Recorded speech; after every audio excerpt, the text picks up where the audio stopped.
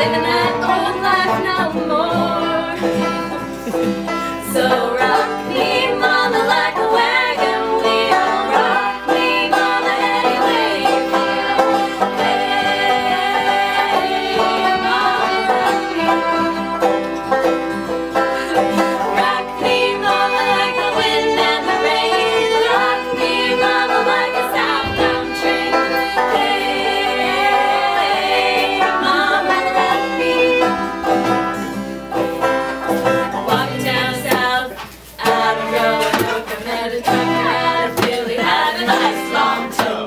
Coming back from the Golden Gap to Johnson City, Tennessee, and I gotta get a car before the sun. I hear my baby calling my name, and I know that she's here. If I die wrong, at least I will die free. So rock me, mama, like a wagon wheel. Rock me, mama, any way you feel. Hey, mama, rock me. Rock me, mama, like the wind and the rain. Rock me, mama, like a southbound train. Hey, mama, rock me.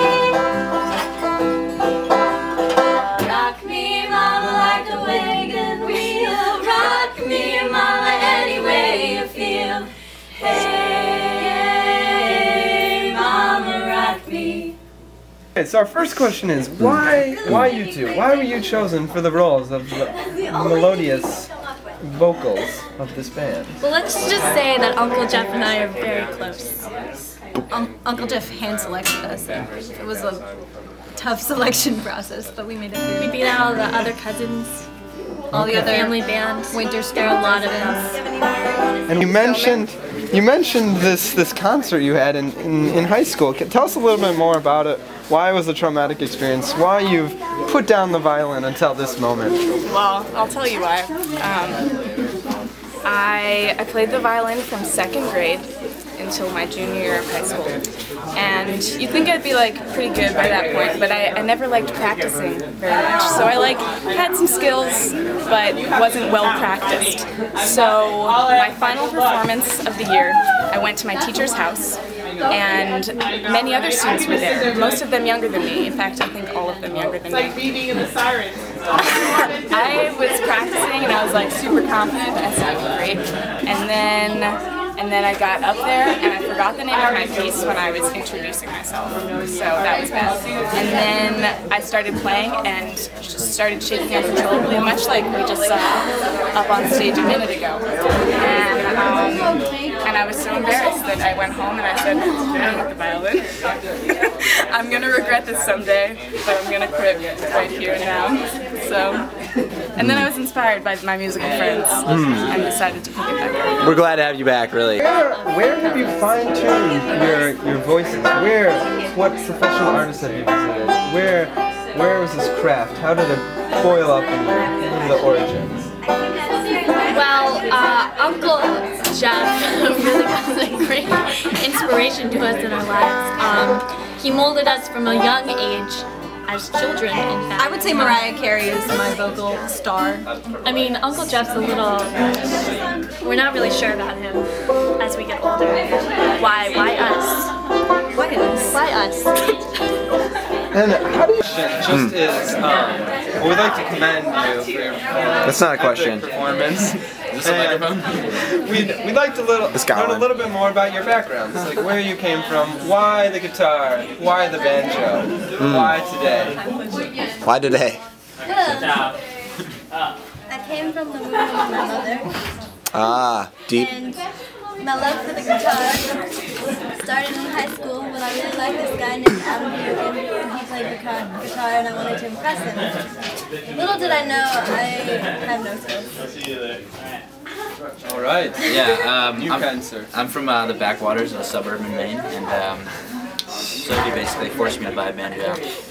Took strongly to it. You've been strumming ever since. Yeah, I've been strumming ever since.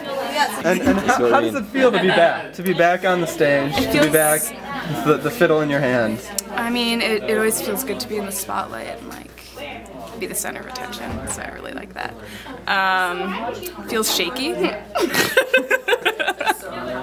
but it feels good. I'm excited to improve. Yeah. I think that's about it. What are the future plans for the band? What kind of vision do you have for where Uncle Jeff's family band might go in the future? Well, I think that we really want to see a large concert in our basement. Yeah, we have a band manager. His name's Harry Davis. He's this good bloke from Great Britain, and Maybe you should talk to him about it. Okay. We're not really supposed to speak. he's got the venue specifics, but. Okay. And do either of you have stage names, or do you just go by, the regular? I go by Swamp Rat. Swamp Rat. Yep. Okay. Yeah, and this is Crayfish. Crayfish, Swamp Rat, and Crayfish. Well, thank you. I think they called me this behind my back. Ooh. Yeah. Well, it sounds like there's some band tensions. We should probably leave soon. We should probably leave. Okay.